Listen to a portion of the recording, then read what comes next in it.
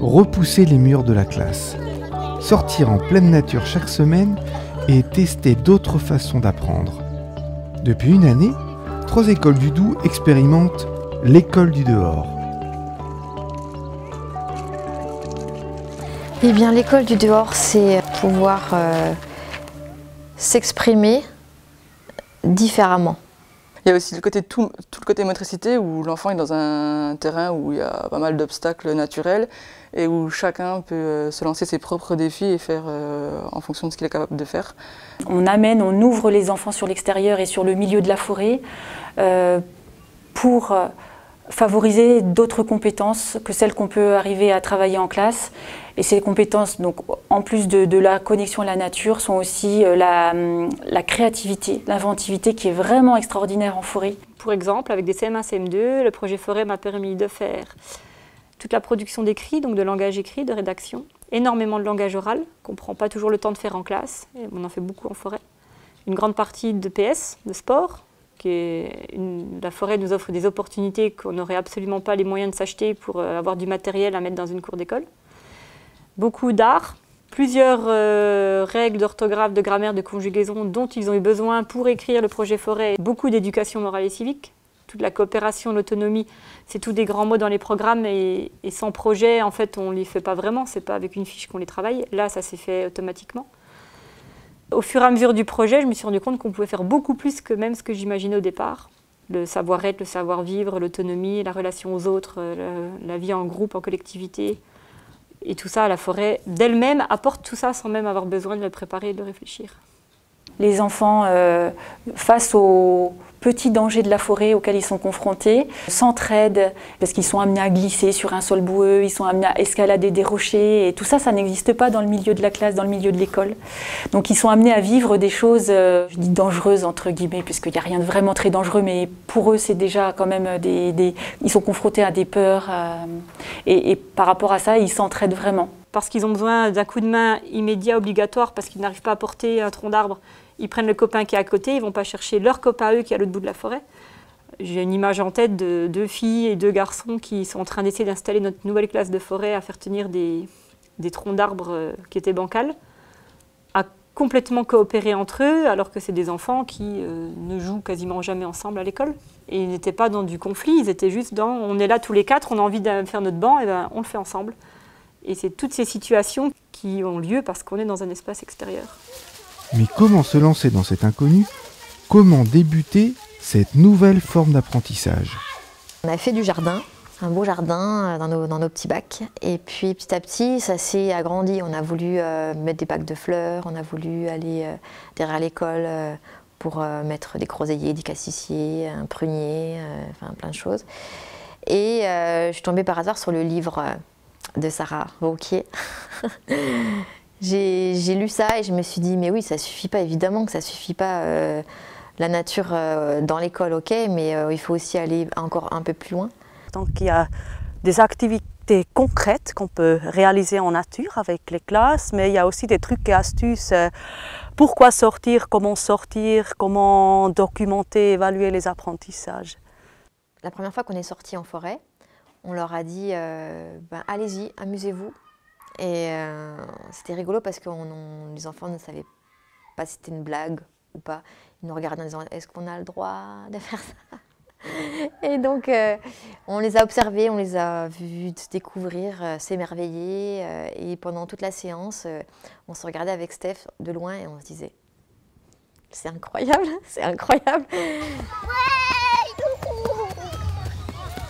Stéphanie, qui était au départ pas meneuse parce que c'est vraiment moi qui avais dit je veux aller en forêt. Et elle m'a dit ah non mais on ne peut pas ne plus y aller quoi. Maintenant qu'on a essayé une fois, ça sera toute l'année. Alors dans l'idée, nous on y va une fois par semaine et il y a donc il y a des rituels qui sont mis en place pour rythmer la matinée. Donc on dit bonjour à la forêt en arrivant, on a beaucoup de temps de parole à la fin et au début pour que les enfants apprennent à s'écouter, apprennent à s'exprimer. Donc dans les temps de parole, il y a un temps où on se remémore ce qu'on a fait la fois d'avant. pour travailler tout ce qui est repères dans le temps.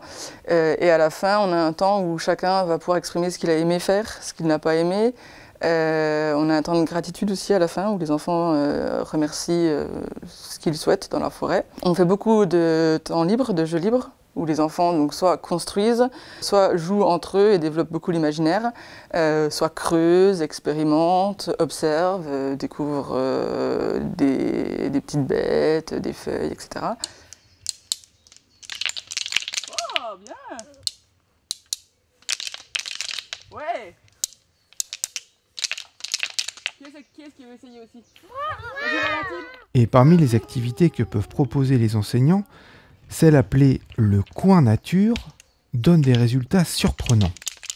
Le coin nature, c'est un endroit de la forêt que chaque enfant a choisi parce qu'il lui plaît, parce qu'il lui a parlé à un moment donné, parce qu'il lui permet d'être installé bien, parce qu'il lui permet d'être caché, parce qu'il lui permet de grimper. Donc chaque enfant a eu un moment de repérage et a choisi son coin nature qui devient son arbre ou ses arbres, ça dépend de l'endroit, et où il va à chaque sortie forêt se retrouver lui-même, lâcher prise, se retrouver tout seul dans ce coin nature sur une durée qui dépend du projet.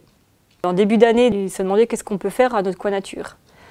Il a fallu donner des idées, de lâcher prise, de détendre, de se poser, de dormir, de se reposer, de parler aux arbres. Alors là, ça a suscité plein de discussions et donc c'était assez rigolo parce que la première séance, tout d'un coup, j'entendais une des élèves crier « Salut toi, ça va ?» et puis taper sur l'arbre et puis crier. Je lui dis « Mais tu parles à qui ?»« Bah, à mon arbre, tu m'as demandé de parler aux arbres. » Donc c'était assez drôle et après on a beaucoup expliqué la communication entre les arbres plus scientifiquement. Et donc maintenant, il y en a certains qui disent « J'ai communiqué avec mon arbre, mais cette fois de manière intérieure. » Donc la relation a changé. Et il y en a qui ont des postures assez incroyables. Il y a 2 semaines, il y en a une qui était à califourchon sur son tronc d'arbre qui est un peu en hauteur, donc avec les 2 bras qui pendent, les 2 jambes qui pendent. Et je me suis dit « On dirait un paresseux. » Et en fait, quand elle est revenue dans le cercle de parole, elle a raconté qu'elle s'était juste endormie et qu'elle était trop bien. La nature offre tout un panel supplémentaire de possibles en matière d'enseignement, qui va même jusqu'à développer des aptitudes inattendues. Il y a cette estime de soi, cette confiance en soi que nous, enseignants, on doit leur permettre d'avoir. Moi, ça, je pense que c'est à la base de l'apprentissage. C'est vraiment la base de l'école. Et la forêt, la nature permet plus facilement, je trouve, d'acquérir cette confiance en soi, cette estime de soi. En forêt, ce matin, j'ai entendu plein de fois des enfants dire je l'ai fait tout seul. T'as vu? Je l'ai fait tout seul. Ou bien dire c'est dur, hein, mais t'as vu et j'y arrive. Alors par rapport en classe, pour moi la nature ils apprennent énormément l'estime d'eux-mêmes, la confiance en eux et du coup ça a une répercussion assez importante sur les apprentissages en classe. Il y a aussi vraiment ce lien différent qui va se créer avec les adultes. Meilleur est le lien entre enfants et adultes, plus il y a de confiance, etc., plus l'apprentissage est pertinent. C'est vraiment un autre lien entre l'enfant et l'enseignant qui se crée dans cette école de Dore. Parce qu'on voit l'enfant dans sa globalité, on ne voit pas que les capacités intellectuelles ou en mathématiques en français qui sont souvent travaillées en classe, mais d'autres, de collaboration, de créativité, de savoir-faire dans la nature, de construction, de connaissances sur la nature. Donc, il y a d'autres compétences qui sont favorisées. Alors déjà, la diversité des matières nous permet d'avoir une vision globale de l'enfant, mais en vivant des classes découvertes ou cette école du dehors, on découvre toutes les autres facettes de l'enfant qu'on ne voit pas en classe normalement. Je pense à Léna, par exemple, qui est une petite fille qu'on n'entend pas beaucoup, qui ne s'exprime pas beaucoup en grand groupe, qui n'est pas une meneuse, pas du tout l'esprit leader. En forêt, on la voyait qui disait « Hey, vous venez les gars, on y va !» C'est Léna? Non, c'est pas possible. Et elle était là « Vous venez, on va faire... Qui c'est qui est dans mon équipe ?» On me disait « Non mais c'est Léna !» Je vois des enfants qui, au début de l'année, avaient éventuellement tendance à s'ennuyer dans la forêt, ne pas savoir quoi faire, et maintenant sont totalement investis dans ce qu'ils font et présentent énormément d'enthousiasme. Des enfants qui passaient leur temps au début de l'année à courir dans tous les sens, rouler, etc., et maintenant qui commencent à construire, à être dans la construction. On a un élève dans la classe qui a un peu plus de mal que les autres d'être en groupe. Il était très renfermé en début d'année, très timide, très introverti. La première fois où je l'ai vraiment entendu parler, c'est quand on lui a demandé en forêt de réciter une poésie qu'il avait apprise. Et sa voix s'est mise à être portée par le lieu. Ça a scotché toute la classe. Et spontanément, quand il a fini sa poésie, tous les élèves l'ont applaudi. Parce que c'était la première fois qu'il l'entendait parler comme ça devant tout le monde en s'exprimant. Et ça a été un vrai déclencheur. Et pour mieux comprendre les apports de cette école du dehors, Sarah Vauquier a interviewé plusieurs élèves.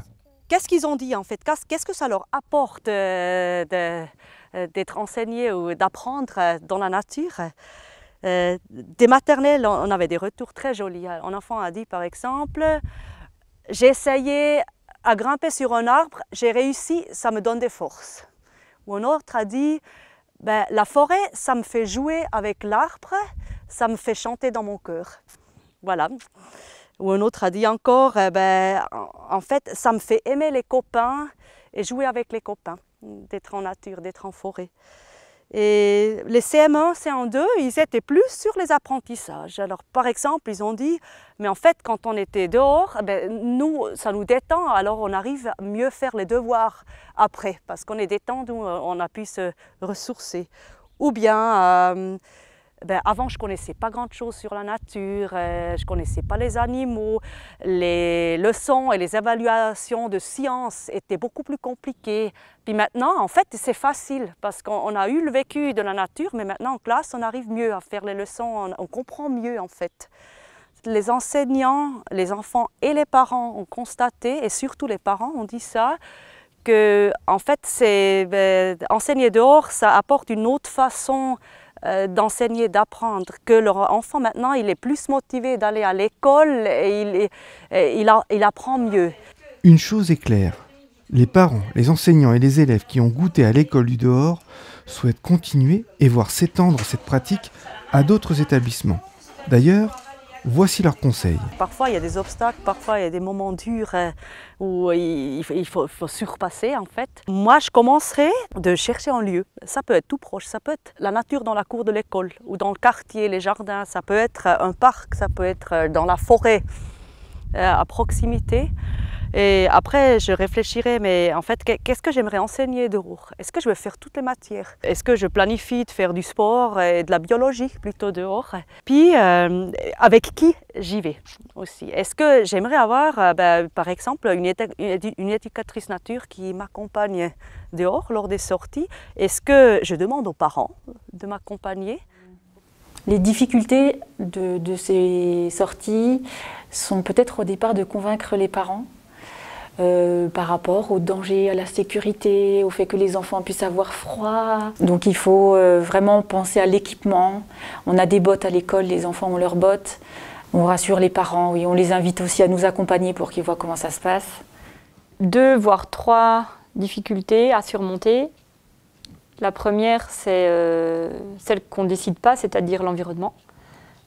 Si on a une école qui est à 3 quarts d'heure à pied d'une forêt, c'est non faisable. Après, on fait avec ce qu'on trouve, mais en tout cas, il faut trouver cet environnement extérieur. Ça peut ne pas être une forêt, ça peut être une prairie, une bord de rivière, mais il faut un environnement extérieur qui est à moins d'une demi-heure à pied de l'école, en tout cas, obligatoirement. Par contre, l'autre frein, c'est très difficile pour un enseignant tout seul de faire ce projet toute l'année. Et je pense que c'est indispensable d'être 2. 2 avec un enseignant et un accompagnant, qui soit éducateur environnement, animateur nature, éducateur. Que l'enseignant ait un appui de quelqu'un qui se sente à l'aise dans la nature et aussi qui ait des connaissances de la nature. C'est un projet que je conseillerais à d'autres enseignants, rien que déjà pour expérimenter et se rendre compte du lien qui va se créer avec les enfants. C'est un projet que je conseillerais de faire sur la durée, puisque c'est sur la durée qu'on se rend compte de l'évolution des enfants. Si en France, l'école du dehors n'en est qu'à ses balbutiements, d'autres pays ont déjà pris de l'avance. Ça a commencé il y a plusieurs dizaines d'années dans les pays scandinaves. C'est venu de la base, en fait, des enseignants qui étaient motivés de faire ça. Il y en avait de plus en plus. Et puis du coup, ça a fait des mouvements nationaux, voire internationaux, jusqu'à maintenant, en fait, que c'est inclus dans la formation initiale des enseignants. Il y a des chercheurs qui se sont penchés dessus. Et le auto-learning, qu'est-ce que ça apporte, en fait, aux apprentissages, au développement de l'enfant. Il y a des publications qui se sont faites. Et puis, des pays scandinaves, en fait, ça gagne un peu, ça fait le tour du monde, on pourrait dire. Maintenant, c'est très implémenté en Écosse, en Angleterre, au Canada, aux États-Unis. Alors à qui le tour maintenant? L'école du dehors est en plein essor et aide à construire nos enfants, les adultes de demain. Alors à nous de jouer. Je pense que cette année, je suis en train de vivre un rêve professionnel, ça c'est sûr, de par mon expérience passée d'animatrice nature, en me disant on ne peut pas rester enfermé dans une salle de classe avec 25 enfants toute la journée et leur faire rentrer un maximum de connaissances, c'est pas possible. Les enfants se reconnectent à la nature. On constate qu'ils sont vraiment beaucoup devant les écrans et même les petits sont beaucoup devant la télé. Déjà tout petits, les enfants ont des tablettes, jouent avec les téléphones de leurs parents, enfermés dans leur appartement et isolés individuellement sur leur appareil. Les sorties en forêt au départ, c'est vraiment une envie de leur apporter ce lien naturel et constructif avec la nature. Et je pense que je me souviendrai toute ma vie des 2-3 premiers moments de Coin Nature, où tous les enfants étaient partis au pied de leur arbre, au son du triangle, plus un bruit dans la forêt. Et moi, je me suis assise au milieu de la forêt et je les voyais tous vaquer à leurs occupations au pied de leur arbre, dormir, jouer avec un bout de bois, observer un ver de terre dans une feuille. Et là, je me suis dit, waouh, est-ce que c'est vraiment moi? Je suis vraiment là, maîtresse dans cette école avec ces enfants-là, et ça se passe pour de vrai.